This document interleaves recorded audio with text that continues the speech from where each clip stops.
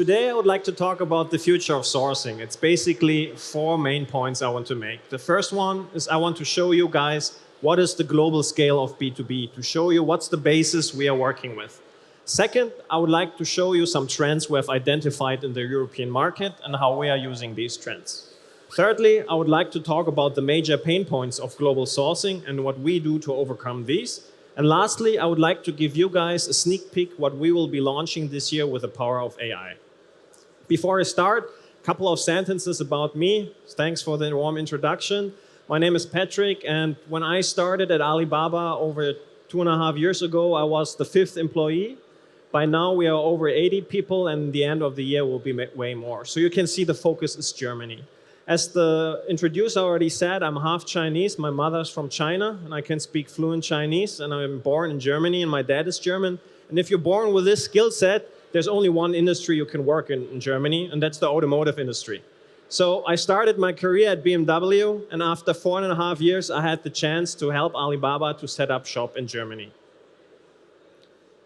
So what is Alibaba? Alibaba was founded 25 years ago, and by now we are the biggest B2B platform in the world. We have huge categories, we have a big basis of suppliers, but the most important thing to understand on this slide is I don't want to go into details in these numbers. I just want you to know we have over 40 million active buyers. It means these buyers at least have one request to buy something per month. Second, I want to point out we have over 200,000 suppliers, and these 200,000 suppliers sell over 200 million products. So you can see it's a huge scale, and this scale, of course, creates data which we can use to improve our services, but also to set up the AI, how we want to use it on our platform. So this is a sneak peek of what is Alibaba actually. On the left side, you can see the supply chain. I quite often get asked, Patrick, so with Alibaba, I can buy the cheapest party hats, right? And I'm like, yes, you can, but of course you can buy way more complex products and way more different products. So it's not only about the cheap products, it's the whole range of the global supply chain. So naturally, the supply chain in the last 20 years grew in China heavily. So industries like consumer electronics, machinery, renewable energies, of course, right now is the footprint very strong in China. But if we go one deeper, we can see, for example, in the furniture industry, India is the #1 on our platform. For textile, it's Pakistan. If we go one deeper, we can see in the beauty and health category, we have the first European country, and that is Italy. So we can see really the supply chains are different for every industry, and you cannot generalize it. And if we talk about agriculture, you can see it's a multitude of players, even with the US being one of our biggest suppliers. Another point I quite often get asked is, if I join Alibaba, I can easily sell to China, right? Well, it depends. We have different services that cater different needs. Alibaba.com is our platform and our tool to facilitate global trade. So you can see here, the #1 of biggest market for us is the United States. And China is not even on the top 20. And the reason behind is that we have an own platform in China for China and the platform Alibaba.com for global trade. What I'm personally very proud of is that Germany is already #6, although we started with a team around 1.5 years ago. Here's a snapshot of the biggest categories we serve in Germany. So one of our biggest categories naturally is consumer electronics.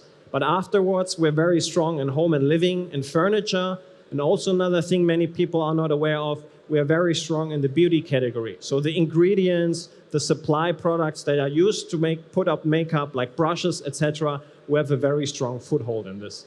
But on the bottom, you can only see some parts where the German industry is extremely strong, such as machinery or vehicle parts, automotive. It's also where we have a very strong footprint. When we talk about B2B, it's very important to understand that the B2B market has 2 parts. One part is I can buy products off the shelf. I want a good supplier, I want a good price. It's not necessarily a product I want to differentiate with. The second pillar of B2B trade is the products that are individualized, that are produced to your own specifications. And our platform, we want to enable both. So you can easily buy products off the shelf, but you can easily also talk to suppliers, to factories, and tell them, hey, this is a product, I want to have it to my specification, and you produce it to me. So we always have to keep in mind, because this adds a lot of complexity into the B2B global trade world. Here's the first trend we identified a couple of years ago, and it was that we think the future will be global and local. What does that mean? Global trade is what Alibaba does, but our customers have repeatedly told us we would like to nearshore our supply chains. We would like to source products in Germany or in Europe when I operate in Germany. And this is the reason why we acquired at the end of last year Visible in Hamburg. Visible is the operator of the two biggest B2B platforms in Europe. It's Wer liefert was and Europages. And together with them, we are in the process of creating a product where we can help companies to source locally in the region, shorten their supply chain, and also diversify their supply chain, because we think this is the future. So one of the results of this collaboration is that we have created curated offers on our website. In the past, certifications, we all know it's a very important topic, especially nowadays. But if we look one step further, normally it's always a topic between buyer and the supplier. You have to negotiate, you have to say, this is the specification, the certificate I want. We have pushed this to the next level, and now we are offering aggregated and really hand-picked offers where we say these are products that are allowed to be sold in Germany, in Europe. They fulfill the certifications. We work with partners together to ensure this. And we've been doing this for over a year, and right now we have over 8 million products on our platform where the buyer immediately knows that these certain certifications are relevant and approved, or that these products are produced or can be found within Europe. Another topic I don't have to tell you guys, but it's always the same story. The future will be digital, it will be even more digital. But what does that mean? If we look into our platform, we can see a multitude of different trends.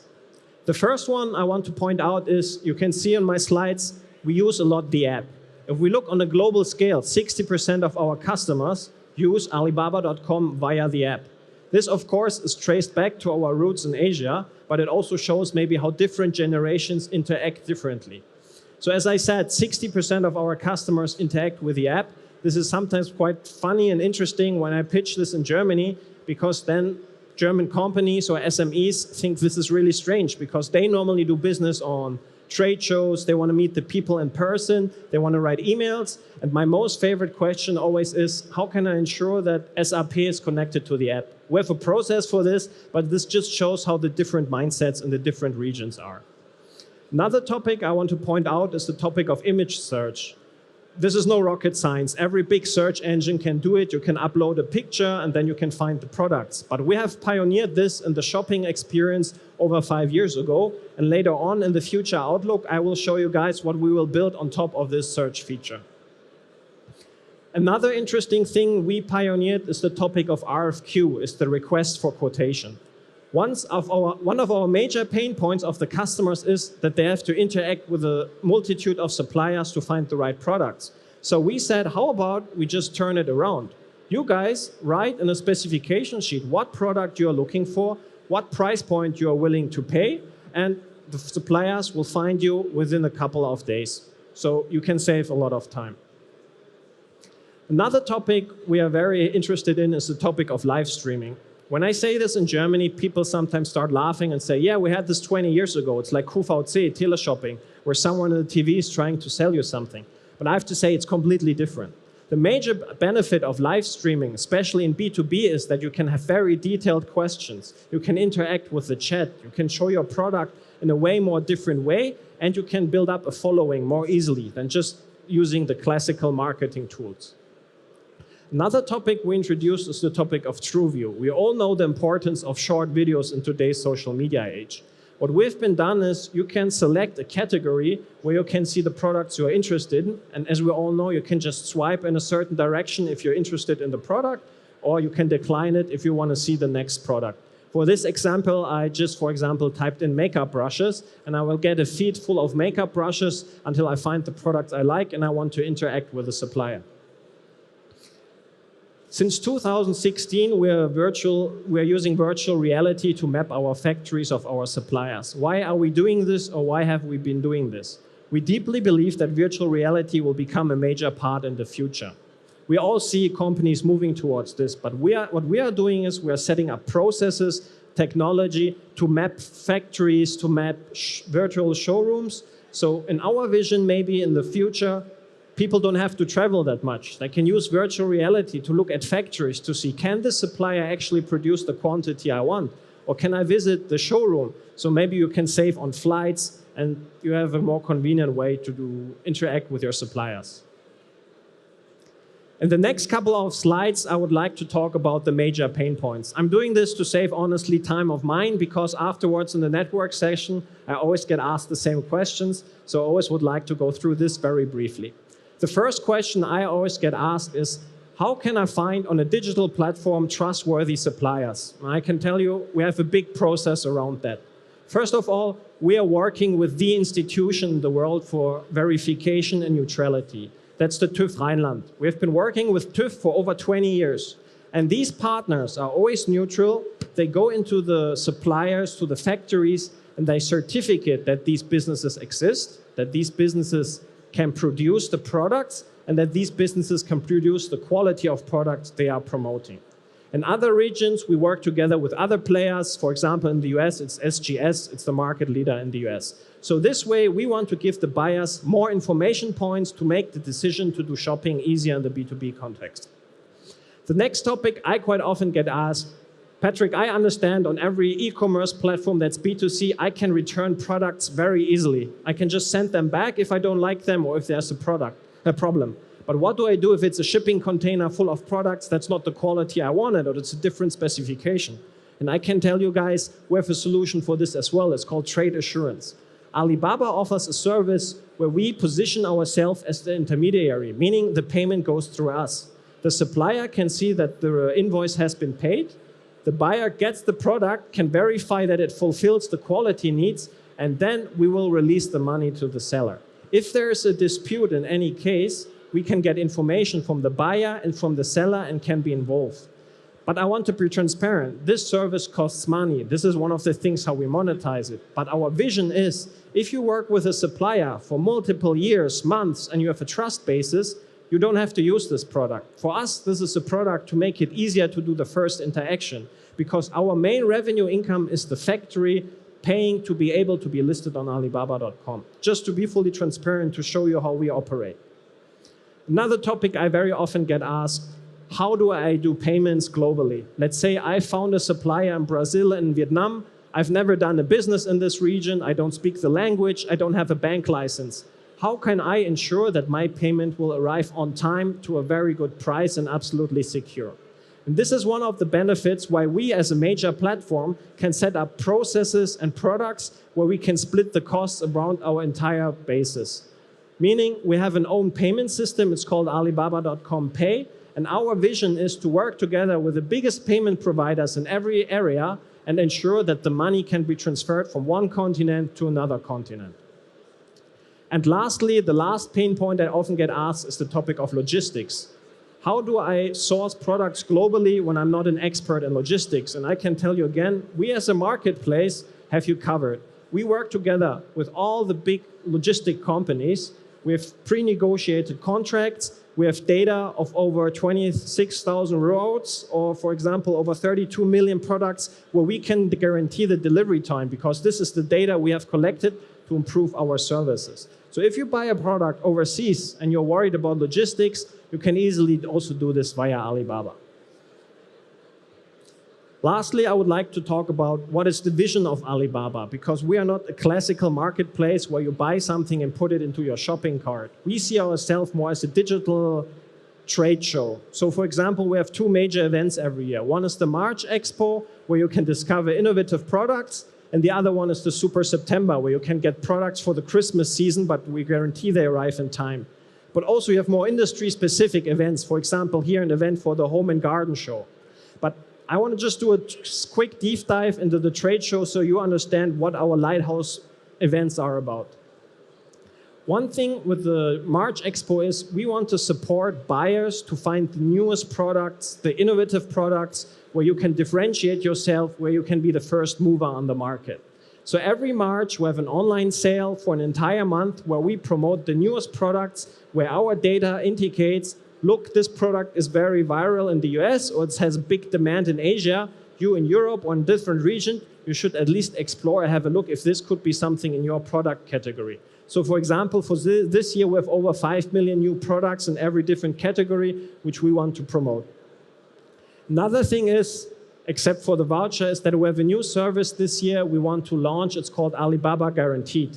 This means a lot of feedback we received is that some buyers don't want to negotiate with a lot of suppliers, or that these buyers just would like to do business directly with us. And this is why this year we launched a program where people can directly buy from Alibaba. You don't have to go to suppliers, find the right products, but you directly interact with us. This was a quick run through what we are doing to make it more tangible what B2B global business is. But now I would like to share a sneak peek for you guys what we will be doing with the buzzword AI. Earlier on, if you remember, I mentioned the topic of picture search. Now imagine we are at the airport and we see someone cruising through the terminal with a luggage while underneath is a roller. And by coincidence, we're also luggage dealers. We have an online and an offline shop. And we say, this is a cool product. We don't have that in Germany. I would like to have it. And I mentioned you earlier, the normal storyline would be you would take a picture, you would upload it on Alibaba.com, and within seconds, you would find the suppliers with a price point. But we say we can push this a step further. So during this year, we'll announce a new feature where we will be combining it with AI, where you can put in context. Me personally, I'm a big Star Wars, Tron Legacy, science fiction fan. So I typed in, I would like to have this luggage, but can we make it a little bit more sci-fi? But you can do whatever you want. You can also type in, I would like to have a luggage with a leather seat so I can sit on top of it. So our platform understands your request, and within seconds, you can see products that are more sci-fi looking. They have LEDs, they're more orange, the design is different. So contextual search is something where we say we will differentiate ourselves. But honestly, this is something we can even take one step further. How about we go a big step back and we just develop a product together with Alibaba? So I personally live in Munich. I like the mountains, I go hiking regularly, and I like camping. So I'm quite enthusiastic about it. I know what the product needs. I know how to sell it, but I don't know how to source it. Now imagine you just type in on Alibaba, I would like to buy a winter tent for mountain hiking, but it has to be under 2 kilos. So of our million transactions, the first slide I show you with our database, our players, we can generate within seconds for you a product specification sheet. This product specification sheet tells you, look, Patrick, you have to pay attention to these top 7 points when you want to buy a tent, because these are the topics our customers discuss the most about it. But since we're Germans and we like the premium segment, I can see there's polyester. I don't want to sell a product with polyester, I can do better. So I can go into the product specification sheet, I replace the word polyester with Cuban fiber or Dyneema. This is the high end you can use for camping. And within seconds, the entire supply chain behind will be changed, and you will only be connected with players that can produce a tent with Cuban fibers. But to be honest, humans don't like these specification sheets. We are very visual. So ideally, we can take it one step further, and I click this button, I can generate an image out of it. So within seconds, I have a product specification sheet. I have a prototype picture where I can say, okay, these are the pictures in the right direction. Or I just go back and say, I would like to have this tent please in green, or can I make 1 or 2 entrances instead? And guys, you cannot only do this with tents, you can do this with furniture, you can do this with whatever you want, you just have to gimmick it. And secretly, I can tell you, we have been launching this product in waves already since 3 months. So our power users already have access to it, and the feedback is amazing. My best example is always go to your e-commerce platform of choice and type in soap dispenser. I can guarantee you the first 2 pages will be basically the same soap dispensers. If you're lucky, one has a different logo or a slightly different color, but the differentiation is price point and marketing. But with our tool, our vision is to enable the small players to differentiate. Of course, competition will partly increase because everyone can use this tool, but we think you have now a tool to set up your own vision, how you want to create your own product. This is just one part of the smart assistant. Another part I want to point out is the topic of language barriers. So here you have a live stream of a jewelry seller from the US. He's introducing his product in English, but as you can see, the app is Spanish, so the user is a Spanish speaker. So during the live stream, our software will live translate what he says into Spanish, because we think language barriers should be removed in the age of AI. But we can take this one step further and turn it around. So let's say our buyer has a question, so the buyer types in the question in Spanish. And the live chat box, the language will be translated in English, and the person can answer to that. Here is another topic where we want to use AI to simplify doing business. Imagine you have texted with a supplier for 2 weeks, you have the right product, you know the price point, and you would like to do a deal. So the easiest way would be just to say, hey, dear AI, can you please write a summary for that? And we can easily do this. So you say, the summary can show you what you have done in the past week. So for example, you have exchanged 150 messages in this time. You have agreed on selling sweaters, 10 pieces for $3 each for the first shipment to see if the quality is the right one. And of course, you have quick access to all the files that have been shared. But what about I do this with all the suppliers I just talked in the last week? This saves me a lot of more time, right? Yes, we can do this already. So I also just tell the smart assistant, can you please summarize for me the interactions I had in this product category over the last week? And within seconds, you will get an overview where we will show, okay, with supplier A, you negotiated this price. Supplier B is this price, and also if it's customizable and what's the outcome. And of course, another question our super users ask the most our AI assistant is, when will my package arrive? And of course, the smart assistant will tell you guys exactly at which step it is, what our data shows when the delivery product will be. So guys, this wasn't a quick step. Tried to show you what Alibaba does, what we see are the future trends, and how we will use AI to improve our product. It was a pleasure talking to you, and thank you very much for your attention.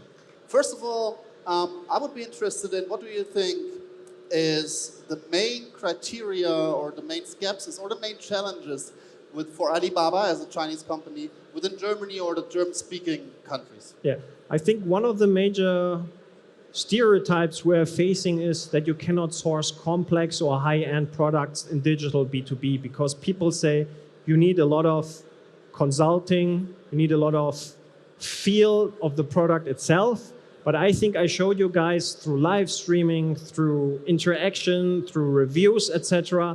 It's not only a platform to source the cheapest party hats. You can do all the way. Just to give you an example, one of our German sellers is selling products where you can combine metals, and they're in the absolutely premium part. And their products on average are 10 to 15 times more expensive than competitors for Asia.